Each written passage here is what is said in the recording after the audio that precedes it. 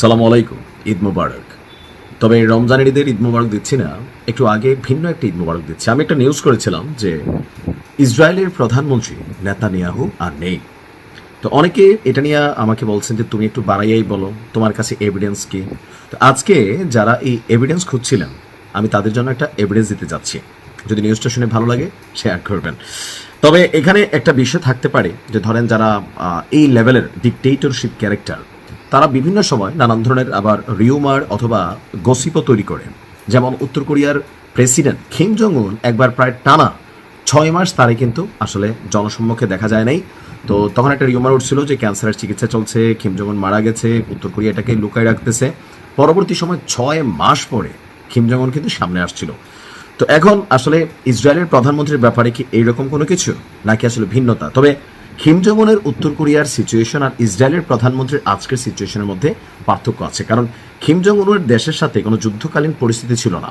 আজকে যখন আমরা কথা বলছি নেতানিয়াহুকে নিয়ে, যুদ্ধকালীন এই 16তম দিনে এসে যেই একটা গুরুত্বপূর্ণ বৈঠক বসছে, যেই বৈঠক কখনোই নেতানিয়াহু মিস করে নাই, আজকে যখন ওই বৈঠকে নেতানিয়াহুর আসনটি খালি, তখন গুঞ্জন জোরালো হচ্ছে, তাহলে কি সত্যি ইরানের হাতে মারা গেছে নেতানিয়াহু?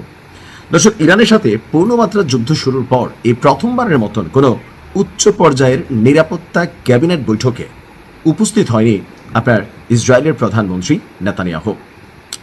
কোন রকম আপনার আগাম ঘোষণা বা ব্যাখ্যা ছাড়াই প্রধানমন্ত্রীর এই রহস্যজনক অনুপস্থিতি নিয়ে ইসরায়েল জুড়ে যেমন গুঞ্জন আছে, পশ্চিমা বিশ্ব গুঞ্জন জোরালো হচ্ছে। ইরান বরাবর দাবি করছিল যে ভাই, আমরা যে সর্বশেষ নিহুর কার্যালয়ে বাংকার টাক্কা সহ গুড়াই দিছি, তখন কিন্তু নিহু নাই হয়ে গেছে। যদিও পরবর্তী সময় ইসরায়েলের পক্ষ থেকে বলা হয়েছে নাই হয়নি। তো গত 28শে ফেব্রুয়ারি থেকে শুরু হওয়া এই সংঘাতের 16তম দিনে এসে দেশটির প্রধান নির্বাহীর এই জনসম্মুখে না আসা বা গুরুত্বপূর্ণ নীতি নির্ধারণী বৈঠকে অংশ না নেওয়াকে অত্যন্ত অস্বাভাবিক হিসাবে দেখছেন বিশ্ব নেতারা বা রাজনৈতিক বিশ্লেষকরা। ইরানি নেতৃত্বের উপর ইসরায়েলের অভিযান এবং তার পাল্টা জবাবে ইরানের যেই বিকল্প একটা ভয়াবহ মিশন ছিল, নিহুর কার্যালয়ে তার ক্ষেপণাস্ত্র ভান্ডার, সবকিছু মিলিয়ে, তো সেখানে বলা হচ্ছে যে এই মুহূর্তে যখন যুদ্ধকালীন পরবর্তী সিদ্ধান্তগুলো কি হবে, যেদিকে আমরা দেখছি আমেরিকা প্রায় 2500 সৈন্যের একটা স্পেশাল ফোর্স পাঠাচ্ছে, তো এই মুহূর্তে ইসরায়েলের ভূমিকা কি হবে, ইরান আবুধাবি দুবাই টুবাই খালি করার ঘোষণা দিচ্ছে। তো সেই বৈঠকে যখন এই গুরুত্বপূর্ণ যুদ্ধ নিয়ে মিটিং হলো, সেখানে নিহুর অনুপস্থিতি এটা প্রশ্ন তুলেছে, যেখানে বরাবরই এই বৈঠকটি পরিচালনাই করে থাকেন এই দেশটির প্রধানমন্ত্রী। জর্ডান ভিত্তিক সংবাদ মাধ্যম রয়া নিউজ বলছে যে গুরুত্বপূর্ণ সামরিক সিদ্ধান্ত নেওয়ার দিন নিহুর অনুপস্থিতি তার মৃত্যুর গুঞ্জনকে জোরালো করছে। তার পরিবর্তে জ্যেষ্ঠ সামরিক কর্মকর্তা এবং মন্ত্রীরা এই বৈঠকে নেতৃত্ব দিয়েছে। ইরানের সাম্প্রতিক ক্ষেপণাস্ত্র হামলায় ইসরায়েলি কমান্ড সেন্টার লক্ষ্যবস্তু হওয়ার পর থেকে এই রহস্য আরও ঘনীভূত হচ্ছে। আন্তর্জাতিক গণমাধ্যম গ্লোব অবজারভার তাদের একটা প্রতিবেদন বলছে যে আজকের এই উচ্চ স্তরের নিরাপত্তা বৈঠকে নিহুর অনুপস্থিতি একটা বার্তা তৈরি করছে।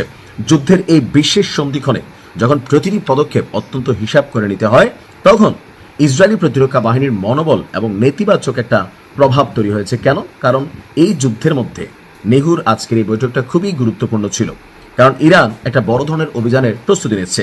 তো ঠিক সেই মুহূর্তে এসে প্রধানমন্ত্রীর এই অনুপস্থিতি বিশ্বজুড়ে যেমন গুঞ্জন তৈরি করছে, ইরান বরাবরই যে দাবি করছে সেই দাবির পক্ষে একটা এভিডেন্সমূলক অবস্থান আমারও মনে হয় যে এখানে তৈরি হয়েছে।